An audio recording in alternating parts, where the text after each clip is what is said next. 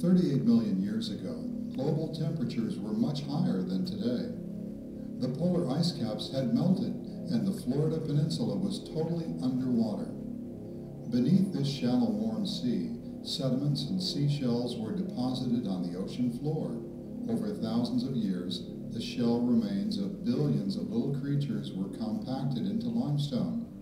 During the last glacial period, a good portion of the Earth's water was frozen and oceans receded. During this era, the Florida shoreline was actually some 300 miles further out. Sands and clay were deposited on the limestone. A remarkable variety of natural habitats began to develop. These diverse landscapes include alluvial streams, floodplain forest, limestone bluffs, spring-run streams, upland hardwood forest, floodplain swamps, upland mixed forest. There are aquatic caves in the park, which contain permanent pools and flooded passages, and terrestrial caves, which are relatively dry. All of these diverse areas provide important homes to over 600 different kinds of plants and more than 200 animal species. The caverns in this park offer a unique opportunity to look at Florida from the bottom up. The park's caverns are located within a geologic formation known as karst.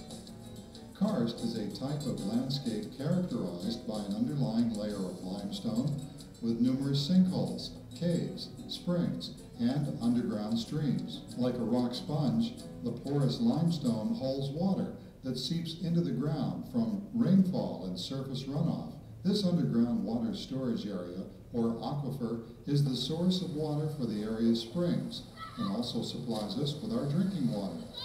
Cave drip formations are typical of limestone caverns throughout the world. As gravity moves water downward from the forest floor to the cave, calcite crystals are deposited on the cave ceiling and floor. Stalactites are icicle-like formations of calcite hanging tight from the ceiling of a cave.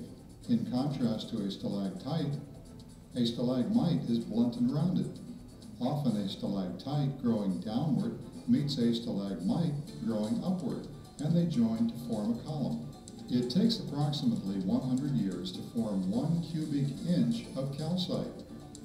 When it first forms, water drips through its center, depositing rings of calcite around the tip. As it grows, the center becomes solid, and water drips along the outside of the stalactite, depositing additional layers of calcite. Life inside a cave is quite different than life above ground.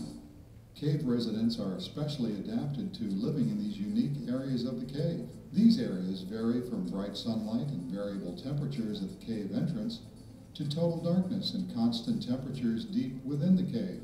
Cave animals that must leave the cave to find food are likely to occupy a zone near the entrance. Other animals never leave the cave, spending their entire lives in the zone of total darkness. Florida Caverns has several species of bats, with the most common the eastern pipistrelle. Using their ultra-sensitive sonar systems, bats are able to fly through a maze of jagged cave formations in total darkness. Mother bats usually have 1 baby per year, which can fly in about 3 weeks. Worldwide, there are nearly 1,000 different kinds. They play a vital role in controlling insect pests. A bat consumes up to 1/2 of its body weight in insects every night. The cave roosting bats of Jackson County alone rid the area of about 240,000 pounds of insects each year. Cave crickets leave the cave at night to forage for food. However, their droppings, eggs, and dead bodies are an important source of food for other cave animals. Cave crayfish are found only in permanently flooded caverns. These small, white creatures are blind and spend their entire lives in complete darkness. The white, blind cave salamander lives in clear cave pools and streams in complete darkness. The slimy salamander, after hatching, heads for the cave entrance and seeks shelter in the forest floor. The wood or pack rat lives near the cave entrance in a large nest of sticks and leaves. About 10,000 years ago, native people settled in the area. The park's caves, although not used as permanent homes, provided Native Americans with shelter from the weather and protection from enemies. They lived off the bounty of the land. hunting animals and gathering edible plants in the woodlands. These original settlers stayed near the cave entrances, which were drier and better lighted than the interior. Clay in the caves provided a useful raw material for creating pottery. Pottery fragments, tools, and the remains of 2 native village sites have been discovered within the park's boundaries. The Chatot, who were occupying the area when the Spaniards arrived, made and used the pottery and tools on display in the visitor center. Some of these pottery fragments and tools were found at a small village site near the visitor center itself. These stone artifacts are examples of coastal plain chert, a type of rock used by Native Americans to make a variety of stone tools, such as knives or spear points. Native Americans inhabited this area for about 10,000 years before Spanish missionaries arrived in the 1600s. Settlers began arriving in this area from Georgia around 1817. These early pioneers were poor farmers who lived off the land. They created simple farms and built houses now known as cracker homesteads.